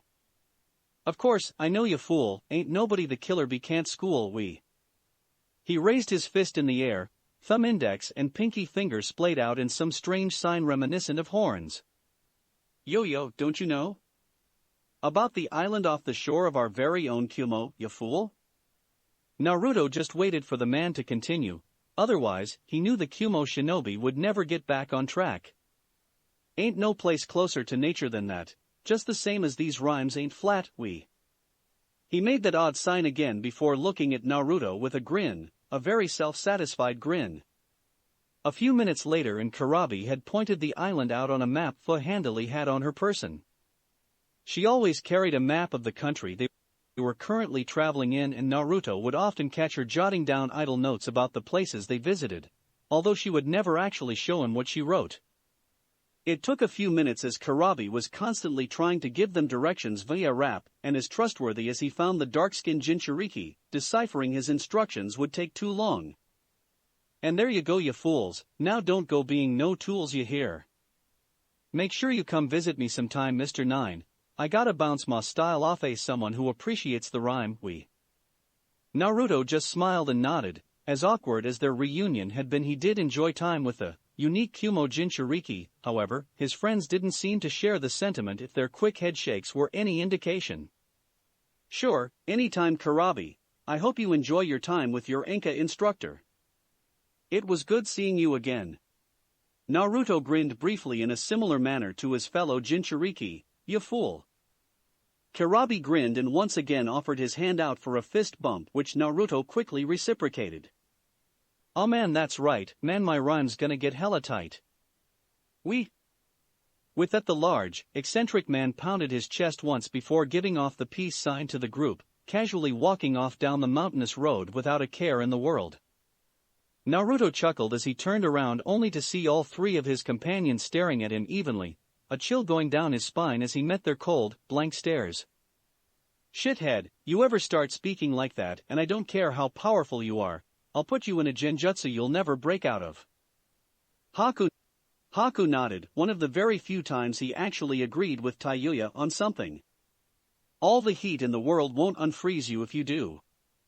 They all turned to Fu as she stared at Naruto for a few seconds longer before turning on a heel and just walking off in the direction Karabi had shown them, her silence somehow even more unsettling than the other's threats. Of course, Naruto knew she was just joking with him, probably, maybe. Chapter 60, Nature 6. When Naruto thought he was used to intense heat, he now realized that it was a very specific kind of heat. The scorching sun of Kaze no Kuni and the sweltering, but often relaxing heat waves of Hai no Kuni barely fazed the young blonde. However, it seemed there was a kind of heat that really got to him, thus the reason he now walked along with his robes open at the front and the sleeves rolled up, humid heat. It weighed down on him like a physical presence, making him feel heavy and lethargic and slowly sapping away his energy. His friends weren't faring much better though. If Tayuya had been complaining about the bare sun in the mountains of Kaminari no Kuni, then it had nothing on this, hell. Naruto just counted his blessings that for once the volatile redhead seemed too drained and hot to even complain about it. Fu seemed to be doing okay, but Naruto knew better and understood the girl was faring just as badly as the rest of them, unwilling to show her discomfort even with the growing patches of sweat spreading across her usually crisp white clothing. Of course, the only ice user of the group had the worst of it, his usually pale skin becoming pallid with an unhealthy sheen of sweat covering his boiling body. Of course, the stoic Yuki never complained once, but it didn't take the most observant Jujutsu to see his intense discomfort with their surroundings. Naruto just couldn't find it in him to blame him, he sympathized well with the Hayatan user's plight. The reason for the group's individual grievances was the new environment they had been led to by Karabi's simultaneously helpful and unbelievably unwanted instruction. It seemed the rhyming Hachibi Jinchuriki had failed to mention to the quartet that the island he had instructed them to find was also a chokingly thick rainforest. It was so unlike any climate Naruto had experienced before, even the odd forests and jungles of Kawa no Kuni couldn't compare to the stifling, humid environment they found themselves in. Of course, on the other side of that coin, Naruto couldn't complain about the accuracy of what Karabi had told them. He didn't need the Rinnegan to see that the area was abundant with strange and exotic wildlife. The whole island screamed nature at its most raw and primal. Of course, with its Naruto almost couldn't believe the sheer beauty of the forest. Everything glowed with an unearthly and haunting pale green light that enshrouded everything from the trees to the ground in a soft emerald blanket. Not for the first time Naruto wished he could share this wonderful sight with his friends while simultaneously wondering how anybody could truly appreciate the beauty of nature without the ability to see its pure and untainted energy. Well, this seems like as good a place as any. There was none of the usual serene tone to the blonde's voice. For the first time in a long time Naruto simply sounded the moderately irritated and young teen that he was. He was too hot and drained for anything else, and his companions either didn't mind or notice in the least, being in similar states of exhaustion. The problem with the rainforest was that there weren't all that many clearings, the flora overtaking every inch of the ground they could. Luckily, they had chanced upon a winding stream that, thankfully, had a small area on either side of its banks free from any immediate plant life. Fucking finally. Naruto couldn't find the energy to comment on Taiyuya's language, so instead motioned with his hand, the earth beneath their feet responding his call as it leapt up as sand. Quickly, and to the never-diminishing surprise of his companions, a small, homely-looking house was constructed before them. Another moment later and Naruto's fire-enshrouded hands had transformed the sand into a more sturdy-looking stone that shone with the moisture hanging in the air. It was similar to what he had done with the statue he made for Shizuko, but now he could manage it on a larger scale as his control over the Banbutsu Suzu improved. Whoa! He realized Taiyuya and Haku were staring at him in shock before remembering they had never actually seen him perform the sage's original technique before. All the other places they had stopped for the nights they either slept out under the stars or a simple sand hut would do. With them probably staying in this forest for a while, he figured something more substantial would be appropriate, thus, the stone house. It took them a while to get settled, which mostly consisted of Taiyuya finding the coldest place in their new living arrangements, calling dibs and sleeping through the rest of the morning. Naruto did his usual affair of sending a few clones out to gather the lay of the land while he himself wandered out into the forest to get acclimatized to the overwhelming energy he felt around him. Fu did much the same as Taiyuya, settling in a cold spot and pulling out a scroll, quickly becoming lost to the world in favor of the fantasy in her hands. Haku on the other hand was uselessly trying to use his own bloodline in a futile attempt to cool himself down. It was like the environment itself was fighting against any ice he would make, the chakra-infused substance that even fire techniques struggled against melting away like it was normal frozen water. The dark-haired boy had a suspicion that after he came away from this place his abilities to use ice would be stronger than ever, that was, if he didn't melt away like his ice did. Of course, all of them would come to adapt to the harsh and unfamiliar climate with time, they had plenty of it to spare after all. What the hell are you doing? Taiyuya watched with an incredulous eye as Naruto calmly stood a few feet away from their recently built abode. Haku was also watching from some distance away while Fu had wandered off somewhere, as she had a tendency to do sometimes without explanation. I am creating somewhere for us to practice being still. Taiyuya just frowned, but that instantly morphed into a look of absolute shock as Naruto slammed his foot down once on the ground. Instantly the earth beneath them was upturned, a large brown clearing of flattened earth expanding out from where Naruto's foot had slammed the ground. Soon they were all looking at a 10-meter wide ring of perfectly flat and level earth. With another look of concentration, Naruto this time crouched, palming the floor with both hands. Now what are wohei? Taiyuya had to jump out of the way on instinct as a multitude of large and frighteningly tall pillars of stone rose from the new clearing, each one ending in a viciously sharp point. The redhead stared in shock for a moment before turning her equally vicious glare on the blonde that stall had his hands on the earth. What the fuck was that? You trying to kill me, Wo?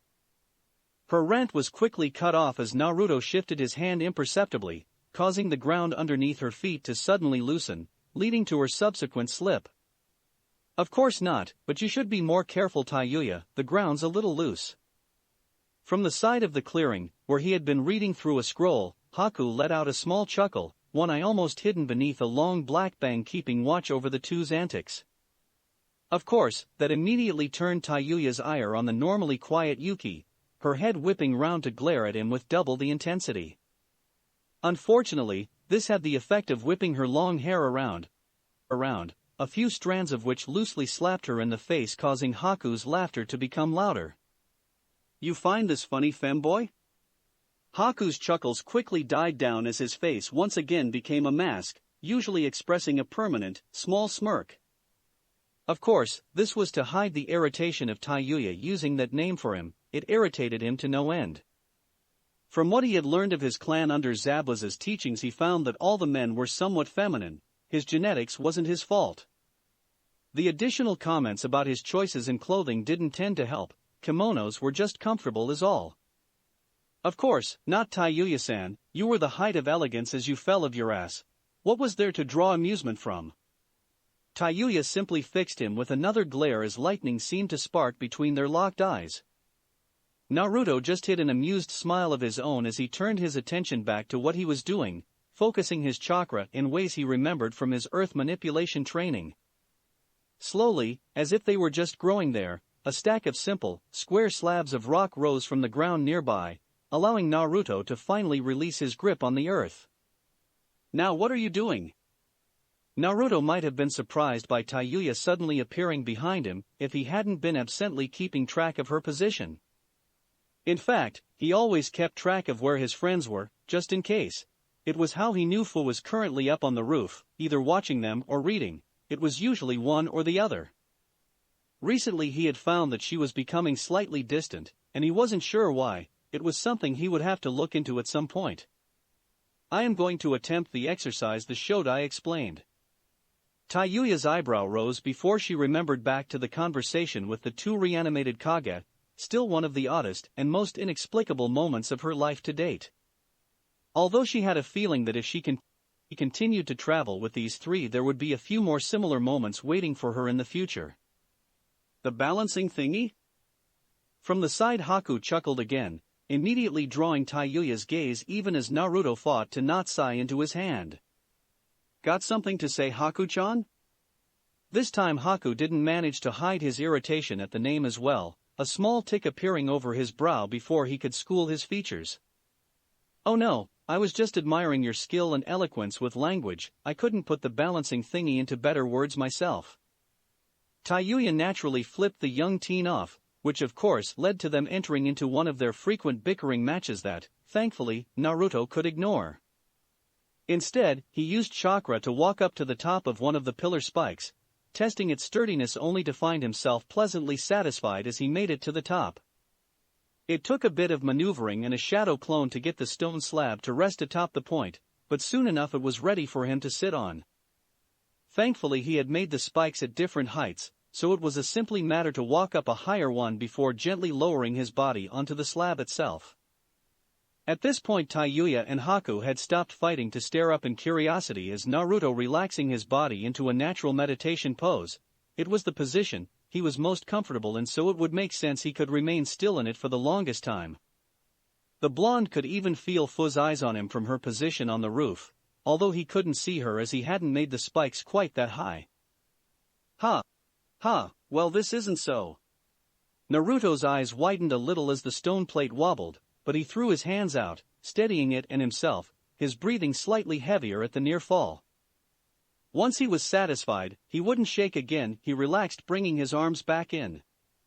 Only for the slab to wobble again, this time more violently.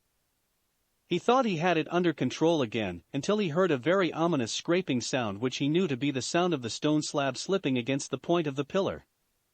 Taiyuya's raucous laughter rang out through the jungle clearing as the sounds of shattering stone pierced the still air, and sounds of wildlife. Naruto simply gazed down at the broken remains of the slab from where his sand had caught him from falling with a frown. He dropped down to the ground gracefully, and allowed his sand to disperse back into the ground harmlessly as he gazed back up at the top of the spike, pondering how to stay still up there. That really sucked. His eyebrow rose as he turned to Taiyuya, who was still holding her stomach, pangs of laughter gradually disappearing as she grinned at the blonde. I can't believe the monk can't even meditate properly. It's ridiculous. Naruto thought about explaining it wasn't just about meditation, but in the end decided against it as he reached around and grabbed another stone slab. Taiyuya almost dodged the large square stone that was casually thrown her way, but grabbed it at the last moment, peeking her head up and over it to see Naruto looking at her expectantly. Go on then. For a moment the redhead paused, tilting her head up to look at the top of the pillar with a small amount of trepidation. However, all it took was seeing Naruto and Haku's expectant and disbelieving faces respectively to light a fire behind her eyes. Alright, I'll show you just how easy this is. Naruto figured he should have been surprised by how easily Tayuya had been manipulated into doing that, but it hadn't taken him long to work out she thought of herself as very independent. Anything she viewed as a possible slight on her skills was immediately taken to heart, filling her with determination to prove it not only to her detractors, but to herself as well. She glared at the top of the spike as if it were the being that had challenged her, defying it to stop her in her goal. This'll be a piece of cake. Arg Kami, damn it, this is impossible. Tayuya's eye was twitching violently as she once again glared up at the top of the spike in pure and unadulterated impudence. Naruto had joined Haku by the side of the clearing and lazily had his arm risen to control the sand Tayuya currently sat on. He figured it was probably close to the 15th time he had been forced to catch the girl in the last 5 minutes.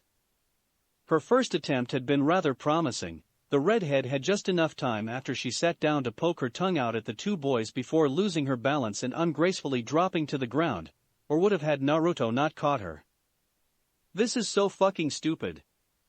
The former Oto Kunoichi dropped from the sand to the ground as she glared at the stack of stone slabs like they were the cause of her problems.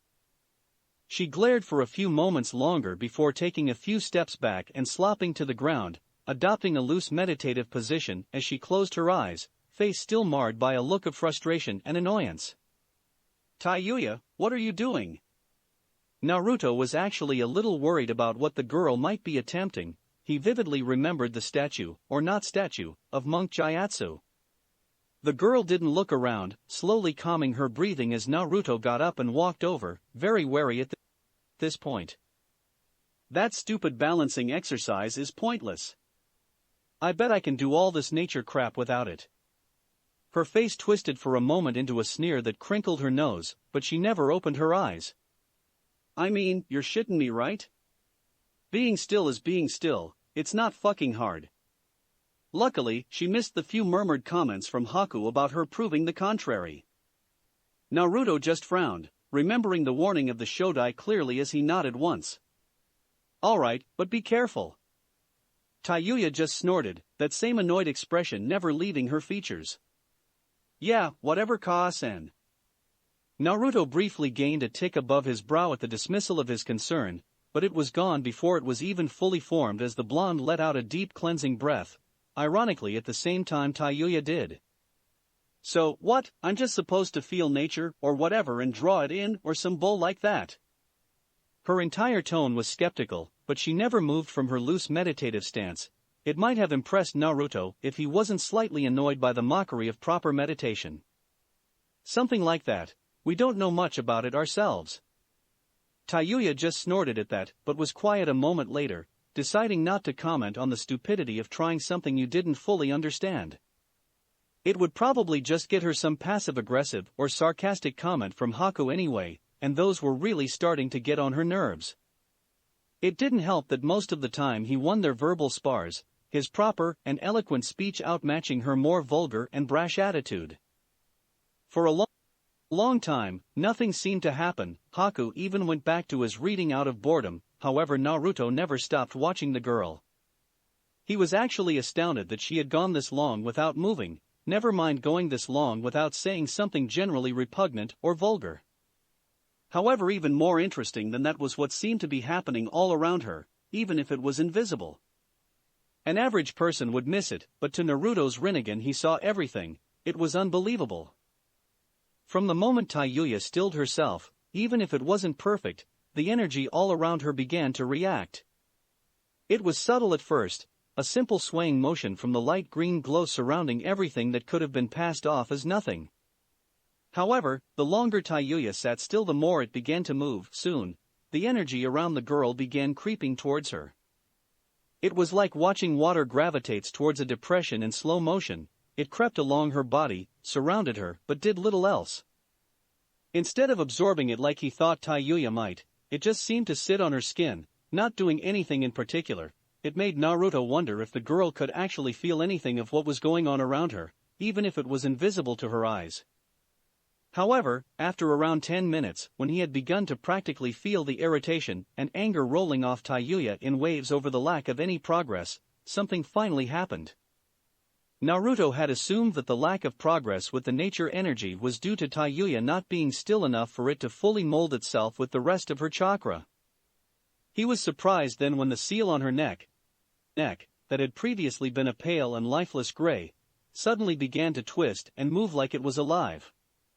It glowed a strangely comforting green color, similar in fact to the energy currently surrounding the girl, although that may just have been to Naruto's vision. His eyes widened even further when the energy surrounding Tayuya finally began to move again. It crept up and around her form, gradually coalescing against the still writhing and twisting seal on her neck before sinking into her body like it was water. Changes began to blossom over the redhead's form, even making Haku look up in surprise. Her skin darkened almost imperceptibly, closer to Fu's natural hue, while her hair did the opposite, lightening closer to a shade of pink. However, all of that was inconsequential to the changes happening inside her body. Her chakra flow that had before been a peaceful, calm flow, suddenly roared into life, the new, potent energy being quickly adapted to, as if it was used to it. Wow. Tayuya finally opened her eyes and Naruto was startled to see they had changed from her usual chocolate brown to a far more striking gold. Her eyes widened and a grin spread across her lips when she seemed to realize just what was happening to her. She took in a deep breath as if the world had just been opened up to her, sights and smells becoming apparent where before they were muted and dull. This is fucking incredible. She grinned again before a thought obviously occurred to her, a challenging smirk spreading over her features. I told you assholes this was easy. Her grin lessened slightly though as she saw the shocked looks over the two boys' faces. She also realized that she had meant to raise her arm to point at them, however no such thing happened. Ha! She looked down in confusion, finding her neck feeling oddly stiff, only for her eyes to widen as she took in a sudden intake of breath. Her arms had turned a very unnatural gray, the same color as stone, and that was only spreading as she watched. Her panic only increased as she realized it was becoming increasingly difficult to move her body. What's going on? What's happening to me? Her shocked and panicked voice finally seemed to snap Naruto and Haku out of their dazed wonder. The blonde immediately shot forward, laying his palm flat against the redhead's back as the gray continued to crawl up her arms. Before she could cry out in indignation or ask what he was doing, the blonde immediately began to pull out the potent chakra that was causing all this. However, as always seemed to be the case with Naruto and his problems, it didn't seem to be that easy. It appeared that whatever nature chakra did when it entered the body required it to actually be molded in with the spiritual and physical energies, no doubt in a perfect balance of the three. The problem then lay in the fact that he couldn't separate the foreign chakra from her system. It was literally in all of her chakra. He frowned before standing up and moving around to the other side of the redhead, spotting her looking at him with wide, fearful eyes that were slightly watering around the edges. I don't want to die. Her voice was quiet, meek and everything that Tayuya just wasn't, and it made Naruto's heart contract slightly to hear someone he had come to consider a friend talk like that. You aren't going to. His voice was strong and unwavering as he sat down in front of the girl, placing his hands directly on her chest. He ignored her blush at the contact though. This was definitely not the time for pettiness like embarrassment. He needed the best access to her coils that he could get, so she would have to put up with it. Slowly he began to drain her body of chakra, taking it into his body, before almost immediately venting it from the tenketsu around his hands, so it wouldn't affect his own body. Move. Tayuya blinked uncomprehendingly. At this point the stone had spread all the way up her arms and was encroaching on the rest of her body from her legs. However, to her shock its spread seemed to be slowing down since Naruto made contact with her, slowing, but not stopping. What?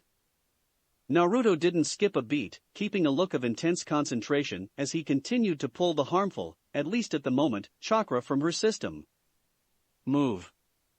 If drawing in nature chakra requires stillness, then movement will stop it. I am currently draining you of chakra, and if you don't start producing it without senjutsu molded in you will die. Taiyuya's eyes widened, but luckily she was able to follow his instructions, moving her body left and right, up and down, anywhere that hadn't currently succumbed to the stone creeping over her body. After a good 5 minutes the stone finally started to retreat as the chakra in Taiyuya's coils gradually began to be replaced by that untainted by senjutsu. Finally, Naruto was able to let go of the girl as the last of the rough, gray texture receded from her skin.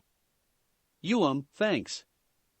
Again, Taiyuya seemed much smaller than Naruto was used to, much more frail and fragile after such a near-death experience. He just sighed. It had been a guess more than anything else.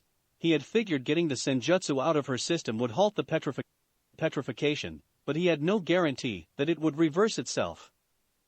He considered Taiyuya incredibly lucky at this point, and he had a feeling she did too. This is why we learn in the correct order, by learning to be still first. His voice wasn't condescending, simply tired. Having the nature-molded chakra in his body, even if it was just in his hands, was incredibly exhausting. Taiyuya just nodded timidly, still staring at her now dystonified limbs in mild shock. Naruto imagined that almost turning into a statue would be an eye-opening event for anybody. I could freeze you still if that would help. Naruto was almost about to turn around and berate Haku for his insensitivity, however it seemed Taiyuya beat him to it, snapping out of her shock to turn and glare venomously at the dark-haired teen. Fuck off, femboy. Naruto raised his brow at the smirking Yuki before his features softened. It would seem Taiyuya would be okay after all. Naruto was in a contemplative mood as he sat on the edge of the roof, his feet dangling over the edge as he rested his chin on his fist, staring at nothing in particular. He had taken to making little modifications to the house in his idle time, whenever he got bored or whenever anybody noted there was something missing. Right now, it was beginning to take on the appearance of a very traditional Japanese home, lacking only the wood and the sliding doors. It even had a sloped, pagoda-styled roof with tiles that reminded Naruto a lot of the roofs back at the fire temple, which was probably the reason he made them that way in the first place. It had been around a month since they had come to the island, and everybody at least seemed to be settling in. Despite the way it seemed, Taiyuya was a lot more shaken up by her experience with nature chakra than Naruto had originally thought. The girl seemed fearful of ever trying it again, although recently she had started to come around and consider it again. Naruto, on the other hand, wasn't having the best of luck with it. Staying perfectly still was proving to be an arduous task.